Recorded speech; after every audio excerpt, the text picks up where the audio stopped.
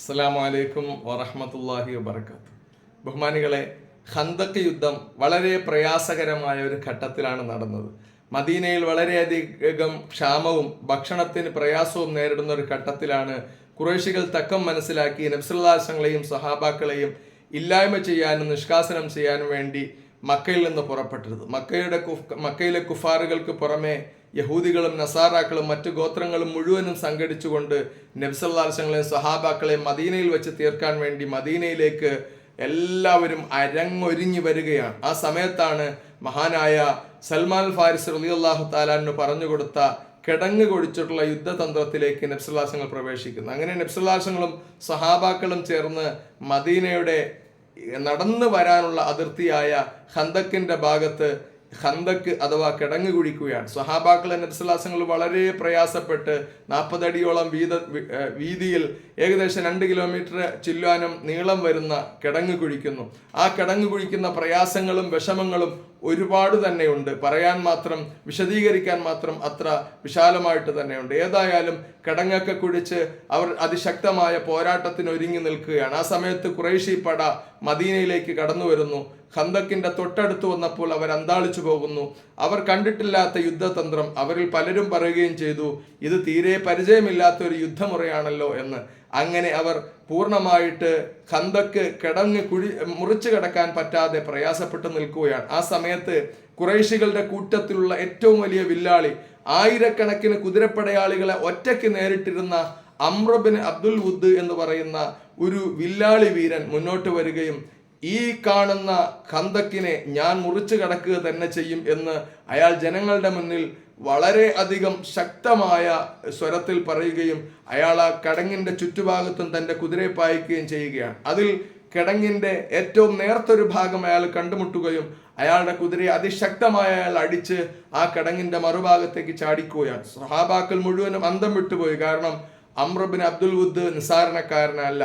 ആയിരക്കണക്കിന് ആൾക്കാരെ ഒറ്റയ്ക്ക് നേരിടാൻ കഴിവുള്ള കുതിരപ്പയറ്റിൽ വളരെയധികം മുന്നണി പോരാളിയായിട്ടുള്ള നിന്നുള്ള വ്യക്തിയാണ്. അമ്രവുദ് കടന്നപ്പോൾ അയാൾ വെല്ലുവിളിക്കുകയാണ്, ഞാൻ മുസ്ലിമീങ്ങളെ, മുഹമ്മദിന്റെ അനുയായികളെ വെല്ലുവിളിക്കുന്നു, ഞാനുമായിട്ടുള്ള പോരാട്ടത്തിൽ മുന്നോട്ട് വരാൻ.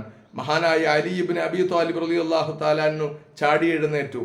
എന്നിട്ട് പറഞ്ഞു, അല്ലയോ അമ്രേ, നീ ഖുറൈശികളോട് ഒരു വാഗ്ദാനം ചെയ്തിരുന്നുവല്ലോ, ഖുറൈശികൾ രണ്ടാലൊരു കാര്യത്തിലേക്ക് വിളിക്കുകയാണെങ്കിൽ ഞാൻ ഏതെങ്കിലും ഒരു കാര്യത്തിന് ഉത്തരം നൽകുമെന്ന്. അതുകൊണ്ട് ഞാൻ ഒന്നാമതായി താങ്കളെ വിളിക്കുകയാണ്. അള്ളാഹുവിൻ്റെ റസൂൽ മുഹമ്മദ് മുസ്തഫ സല്ലല്ലാഹു അലൈഹി വസല്ലം തങ്ങൾ കൊണ്ടുവന്നിട്ടുള്ള സത്യമായ ദീനിലേക്ക്, പരിശുദ്ധമായ ഇസ്ലാമിലേക്ക്, ശാന്തിയുടെയും സമാധാനത്തിൻ്റെയും ശാദ്വല തീരത്തേക്ക് താങ്കൾ കടന്നു വരണം. അമ്ര നിഷേധപൂർവം അതിനെ നിഷേധിക്കുകയാണ് ചെയ്തത്. ഞാൻ ഇസ്ലാമിലേക്ക് വരുന്നില്ല എന്നയാൾ തീർച്ച പറഞ്ഞു. അപ്പോൾ മഹാനായ അലി ഇബ്നു അബി ത്വാലിബ് റളിയല്ലാഹു അൻഹു പറഞ്ഞു, എന്നാൽ രണ്ടാമത്തെ കാര്യം, ഞാനുമായി പോരാടി ഖുറൈശികളുടെ കൂട്ടത്തിലുള്ള ഒരു വ്യക്തിയുമായിട്ട് പോരാടി നിന്റെ വീരത്വം തെളിയിക്കാൻ ഞാൻ നിന്നെ വിളിക്കുകയാണ്. അമ്രു പറഞ്ഞു, അല്ലയോ അലിയെ, താങ്കളെ വധിച്ചു എന്ന് ഖുറൈശികളുടെ ഇടയിൽ പറയുമ്പോൾ എനിക്ക് നല്ല പേരല്ല. അതുകൊണ്ട് താങ്കളെ വധിക്കാതെ വിടാനാണ് ഞാൻ ആഗ്രഹിക്കുന്നത്. താങ്കൾ എൻ്റെ വാളിനിരയാകാതെ മാറിപ്പോകണം. മഹാനായ അലി റളിയല്ലാഹു തആല അൻഹു പറഞ്ഞു, അമ്രേ, വീരവാദമൊക്കെ ഒന്ന് മാറ്റിവെക്ക്. എന്നിട്ട് നീ വെല്ലുവിളിച്ച് ഇസ്ലാമിനെ നശിപ്പിക്കാൻ വേണ്ടിയാണല്ലോ ഈ പറയുന്ന കിടങ്ങ് ചാടിക്കടന്നത്.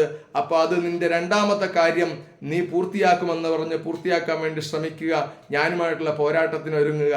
അങ്ങനെ അമ്ര പറയുന്നു, എന്നാൽ നമുക്ക് പോരാടാം. അങ്ങനെ അലി ഇബ്നു അബി ത്വാലിബ് റളിയല്ലാഹു തആല അൻഹും അംർ ഇബ്നു അബ്ദുൽ വുദ്ദും തമ്മിൽ ശക്തമായ പോരാട്ടം നടക്കുകയാണ്. പ്രത്യേകം മനസ്സിലാക്കേണ്ടത്, അംർ നിസാരക്കാരനല്ല, മക്കക്കാരുടെ മുഴുവനും പ്രതീക്ഷയാണ്, ഖുറൈശികളുടെ മുഴുവനും വില്ലാളി വീരനാണ്. മഹാനായ അലി ഇബ്നു അബി ത്വാലിബ് റളിയല്ലാഹു തആല അൻഹുമായി പോരാടുന്നു. യാതൊരു തരത്തിലുള്ള പിന്നോക്കവുമില്ല. രണ്ടുപേരും അതിശക്തമായ പോരാട്ടം.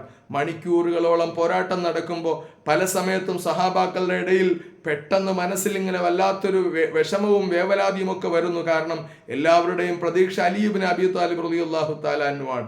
നബി സല്ലല്ലാഹു അലൈഹി വസല്ലമയുടെ പ്രാർത്ഥനയുടെ പിന്തുണയോടെ മഹാനായ അലി ഇബ്നു അബി ത്വാലിബ് റളിയല്ലാഹു തആല അൻഹു മുന്നേറുകയാണ്.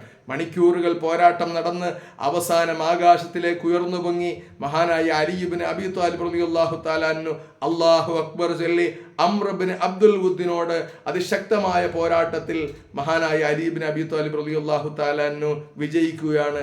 അംർ അടിപതറുകയാണ്, അംർ വധിക്കപ്പെടുകയാണ്. സ്വഹാബാക്കൾ തക്ബീർ ചൊല്ലി, ഖുറൈശികൾ ഒന്നടങ്കം അങ്കലാപ്പിലായി. കാരണം അവരുടെ സകല പ്രതീക്ഷയും അവരുടെ മുന്നണി പോരാളിയും നിലംപരിശായിരിക്കുകയാണ്.